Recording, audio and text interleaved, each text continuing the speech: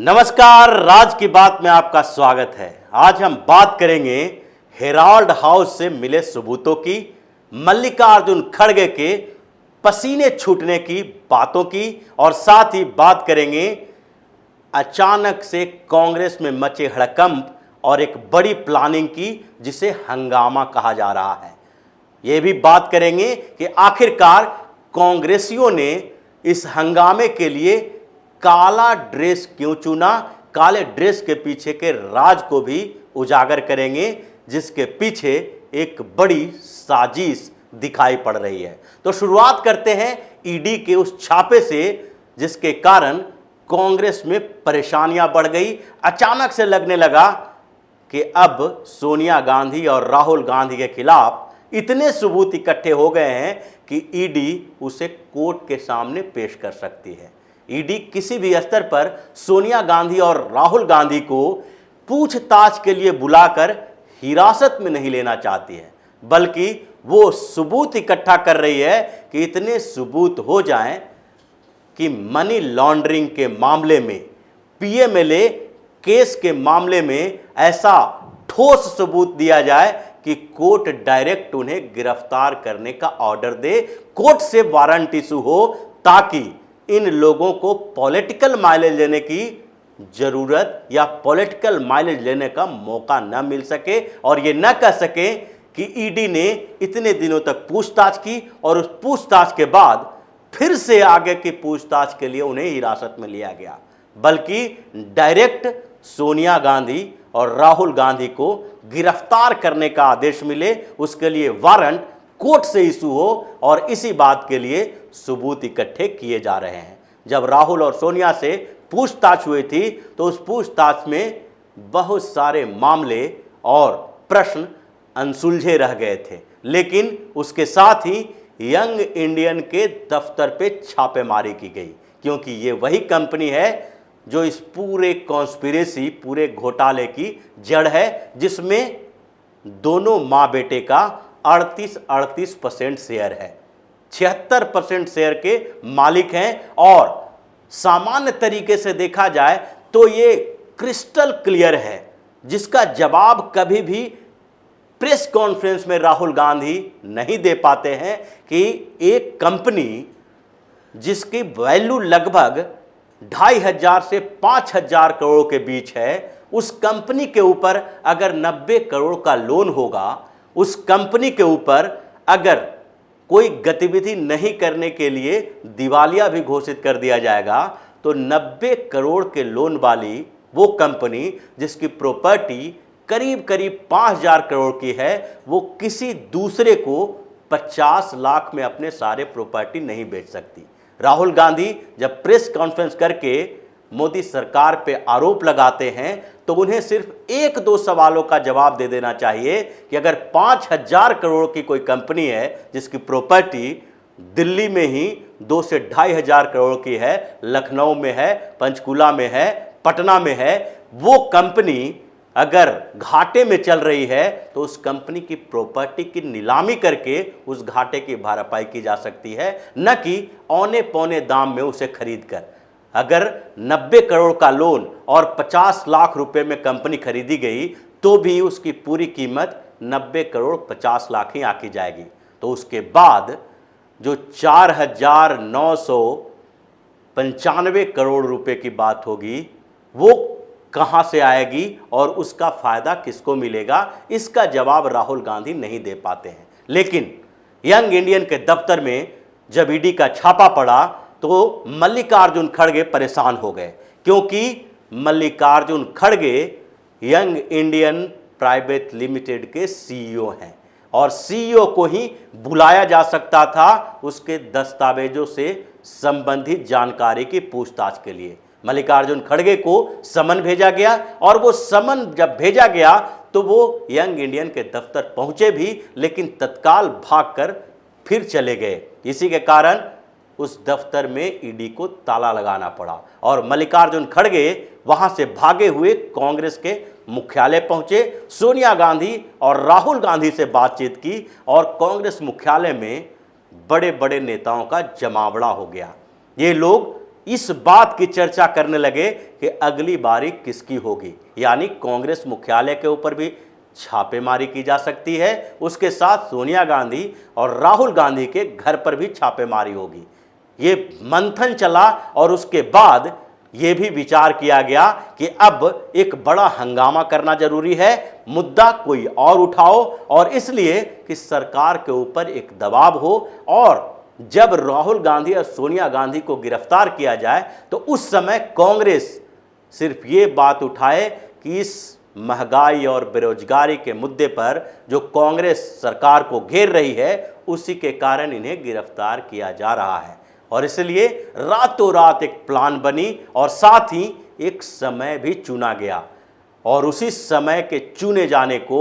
इस काले कपड़े से जोड़ा जा सकता है,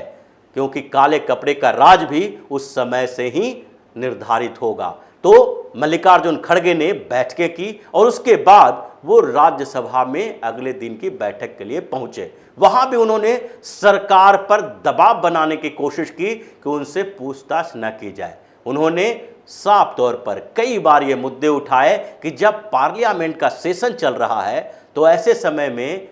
जो राज्यसभा में कांग्रेस का नेता है उसको समन भेजकर ईडी क्यों बुला रही है। अगर उन्हें महंगाई पर चर्चा नहीं करनी है तो ये साफ तौर पर कह दें, लेकिन ईडी की धमकी न दें। लेकिन सरकार की तरफ से भी एक एक नहीं कई बार ये कहा जा चुका है, और फिर से पार्लियामेंट में पीयूष गोयल ने कहा, उन्होंने साफ तौर पर कह दिया कि ईडी की या किसी भी इस तरह के एजेंसी की कार्रवाई में सरकार हस्तक्षेप नहीं करेगी, और जो आप सरकार के ऊपर दबाव डालने की कोशिश कर रहे हैं उसमें आप सफल नहीं हो सकते। उन्होंने साफ साफ कह दिया कि आपको अगर ईडी के इरादों पर शक है तो आप इसके लिए सुप्रीम कोर्ट जा सकते हैं। आप सुप्रीम कोर्ट जाइए, वहां से आप ईडी के खिलाफ जो भी कार्रवाई करनी है उसके लिए अपील कीजिए। आपके पास वकीलों की फौज है और उन वकीलों की फौज का इस्तेमाल कर सकते हैं। दूसरी बात उन्होंने और कही कि जिस तरीके से आप लोगों ने इस हंगामे को पैदा किया है और ईडी पर दबाव, सरकार पर दबाव बनाने की बात कर रहे हैं, वो आप इस मुकदमे के पीछे के कारणों को जानकर देखिए। ये कब शुरू हुआ था इसके बारे में भी जानिए, तब पता चलेगा कि राहुल गांधी और सोनिया गांधी दोनों जो बेल पर बाहर हैं वो ईडी के कारण नहीं है। ये 2012 में मामला दर्ज हुआ था और उस समय सरकार भी कांग्रेस की ही थी, और पटियाला हाउस कोर्ट में ये मामला गया था और उन्हें गिरफ्तार किया जाना था, लेकिन हाई कोर्ट और सुप्रीम कोर्ट का सहारा ले लेकर इन लोगों ने बेल लिया है। और ये बेल पर बाहर जिस मुकदमे में चल रहे हैं उसमें क्या ईडी कार्रवाई नहीं करेगी। फिर आखिरकार मल्लिकार्जुन खड़गे के पास कोई ऑप्शन नहीं बचा तो वो हेराल्ड हाउस पहुंचे, यंग इंडियन के दफ्तर में पहुंचे और ईडी ने सारे दस्तावेज इकट्ठे करके उनसे पूछताछ शुरू की कि आप इस कंपनी के सीईओ हैं, तो आप बताएंगे कि यंग इंडियन को जो प्रॉफिट हो रहा है नेशनल हेराल्ड के प्रॉपर्टी से, वो प्रॉफिट किसके हाथों में जा रहा है। आप ये बताएंगे कि यंग इंडियन ने जो एसोसिएट जनरल यानी कि नेशनल हेराल्ड की पूरी प्रॉपर्टी पर कब्जा किया, उसके लिए पैसे कहां से आए, क्योंकि आप अभी इस कंपनी को संभाल रहे हैं और राहुल गांधी, सोनिया गांधी दोनों इसके शेयर होल्डर हैं। तो ऐसे में किसी कंपनी के ऊपर दफ्तर में अगर छापा पड़ता है तो उसके अधिकारी को बुलाया जाता है, किसी शेयर होल्डर को नहीं बुलाया जाएगा। मालिकों से पूछताछ पहले ही की जा चुकी है, सोनिया और राहुल से, तो अब आपकी बारी है। और इसलिए मल्लिकार्जुन खड़गे को लगने लगा कि अब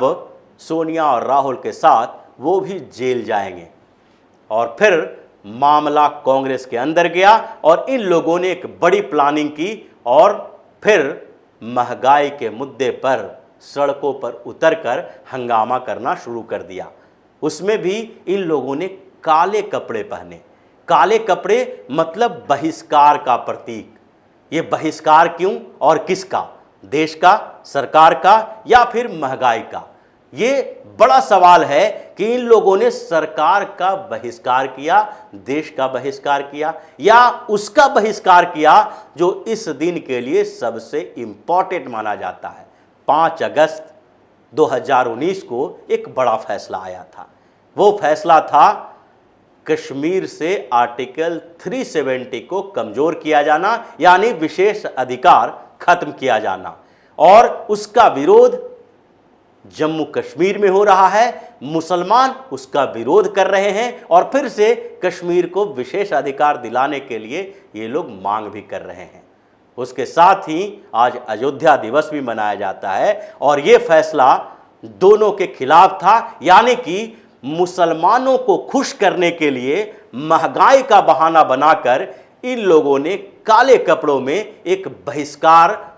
किया है और कांग्रेस उस मुद्दे को अलग अलग तरीके से डील कर रही है। यानी पूरा का पूरा मामला कांग्रेस के उस हंगामे का है जिसके पीछे सोनिया गांधी और राहुल गांधी के अंदर का खौफ है।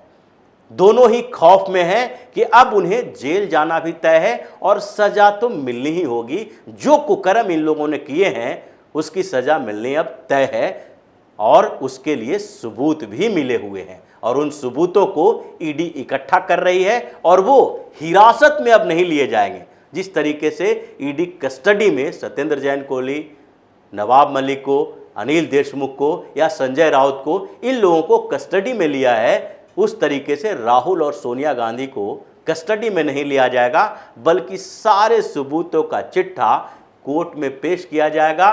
पीएमएलए के तहत मामला दर्ज किया जाएगा। इन पर हवाला कारोबार में शामिल होने का मामला भी है, क्योंकि कांग्रेस ने जो 90 करोड़ के लोन देने की बात की है वो लोन देने का मामला भी फर्जी ही बताया जा रहा है। ईडी ने जो सबूत इकट्ठे किए हैं उसमें साफ तौर पर दिख रहा है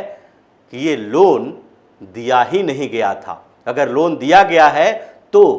उसके कोई रिकॉर्ड होंगे, किस तरह से ट्रांजैक्शन किए गए इसकी जानकारी न राहुल गांधी के पास है, न सोनिया गांधी के पास है और न ही मल्लिकार्जुन खड़गे के पास है। तो ये सारे सबूत जो इकट्ठे किए जा रहे हैं वो इस बात की ओर इशारा कर रहा है कि ईडी दस्तावेज इकट्ठा कर रही है और अब कोर्ट में पेश करके सीधे